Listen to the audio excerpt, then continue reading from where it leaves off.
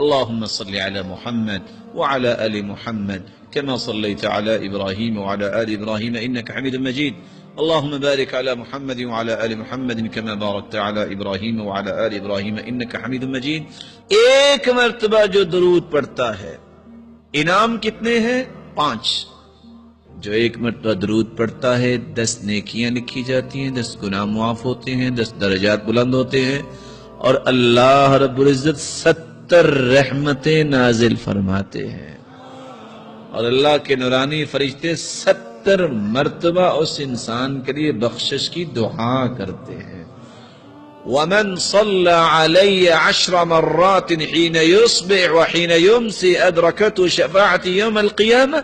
جو صبح اور شام 10 مرتبہ درود پڑھ لیتا ہے قیامت کو میری شفاعت کا مستحق بن جائے گا. اور اللہ کے رسول اس کے صحابی نے پوچھا میں دعا کتنی کروں اور میں کتنا درود پڑھوں؟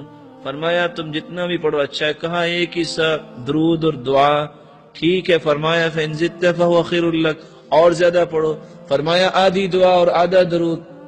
کہا فَإِن زِدْتَ فَهُوَ خَيْرٌ لَكَ، اور زیادہ پڑھو تو بہتر ہے. کہا اگر میں درود ہی پڑھتا رہوں تو؟ فرمایا اذن تکفى ہمک ویغفر لک ذنبک، تیرے زندگی کے گناہ بھی سارے معاف ہو جائیں گے اور پوری زندگی کے غم بھی اللہ دور فرما دیں گے. میری اللہ سے دعا ہے اللہ تعالی ہم سب کو سعادت کی زندگی عطا فرمائے.